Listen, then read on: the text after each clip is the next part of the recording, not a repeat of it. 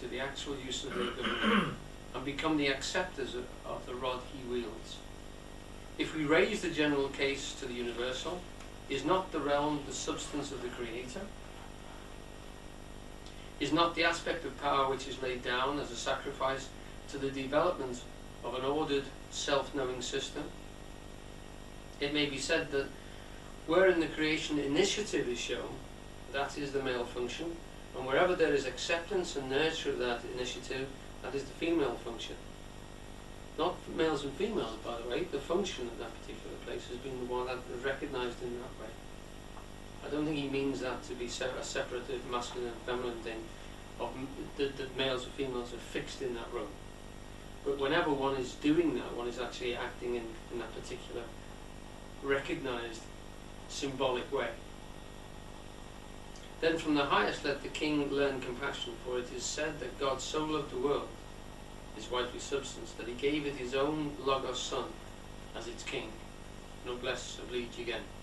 Reduce the case to the particular and the position is not altered. The individual human being is king-like in reason and people-like in the myriad pleasure impulses of the fleshy body.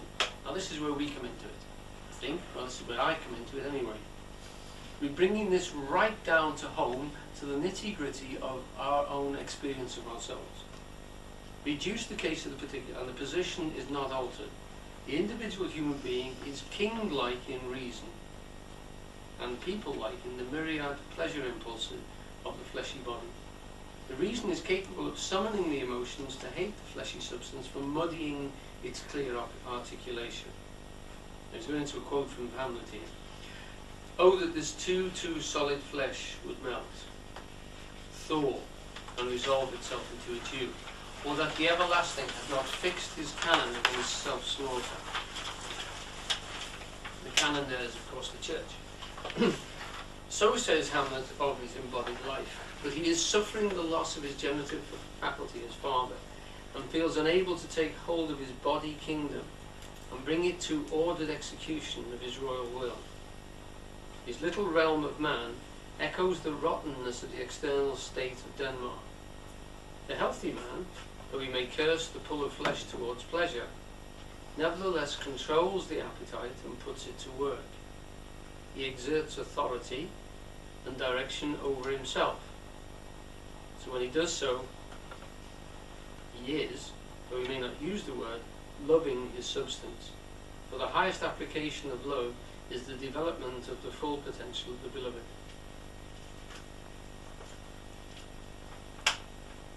Has everybody got that? Everybody with that? Yeah? Yeah. Does it make sense? Yes. Okay. Now, as far as I'm concerned, I thought we got this far last time, so we're now moving on to uncharted country. Yeah? Okay. There is, in reality, no other realm for man to rule than himself. For man knows only the institutions and functions of his own being. They are the models on which he bases society. The larger social entities he erects beyond himself are reflections of his own eternal economy. The kingly head... Oh, sorry. Would someone else like to read this? Yes, please. The kingly head, the vigilant eye, the counsellor heart, the arm our soldier, our steed the leg, the tongue our trumpeter. Right. It was in this way that we talked last time about the fact that you can see the whole human body as, in fact, a nation. And you can see it as one human being with all its different qualities. He's giving a guide there, the kingly head, the one that actually reasons out things. This is we would call now government, the thing that is meant to actually reason things through and balance things.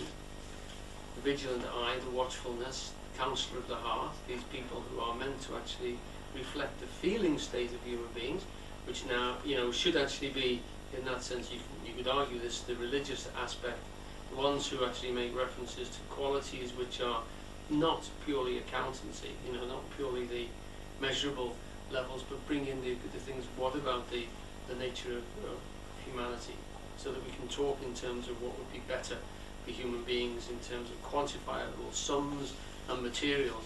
But you also have to consider from the heart choices which are also needed to be fed into that reason and qualified.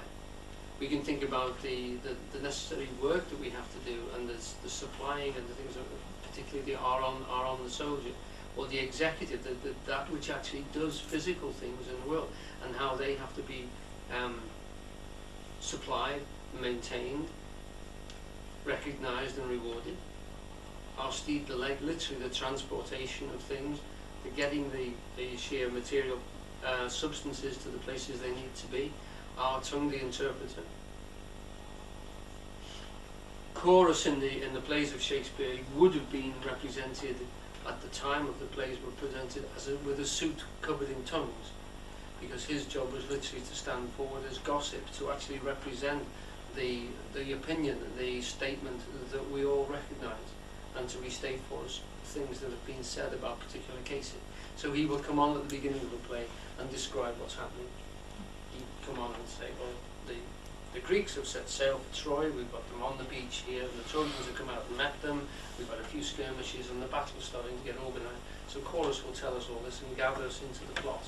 There's one in quite a few of the plays, and normally he would be the tongue, he's the trumpeter, he's the one who goes before you, goes before the king and tells everybody that somebody's coming who really does need to be recognised, and a good clap would be important, because otherwise the people might ignore it completely and lose the whole effect. So hierarchy has got to be trumpeted. It isn't just there, it has to be recognised and advertised, if you like.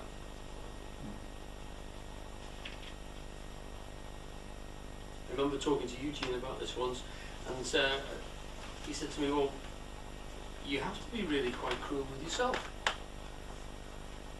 And when we got talking, he said, well, say for instance you want to do something like you want to walk from one situation to another. And I said, well, you know, as an example, we've been walking around, V and I have been walking around art galleries. He said, well, exactly. You don't actually consider your feet. You actually press them into service. And if there's a good exhibition further down the road, you'll make them walk there. They might have had enough walking, and they might say, no, we want to sit down now. But you'll actually control them, you'll direct them, because for the greater good, which is you are deciding what the greater good is, and in this case it's another exhibition, you will go down there. And the stomach will complain at the same time, well, you know, we haven't eaten for 3 hours, we need a little something.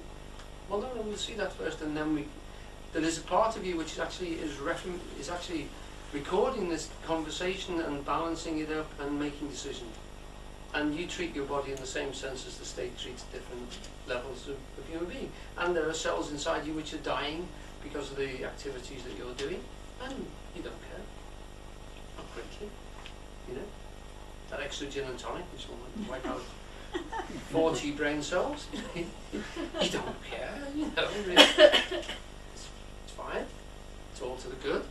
So we are literally doing that. We are a nation in that sense of cells. We are a government, if you like, of biology, which is walking down the street and sometimes eating, sometimes not, sometimes getting something done.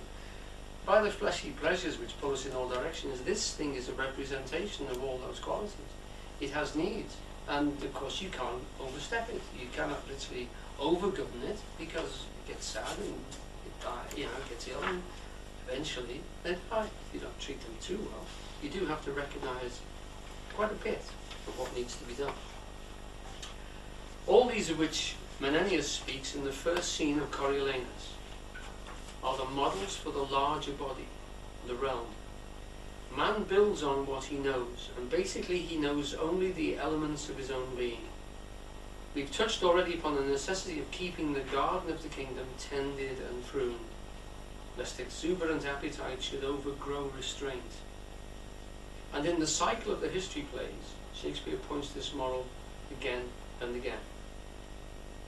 But the clearest statement of the indissoluble bond between royalty and realm, and how dissension in the former brings the latter to ruin, is seen in Midsummer Night's Dream.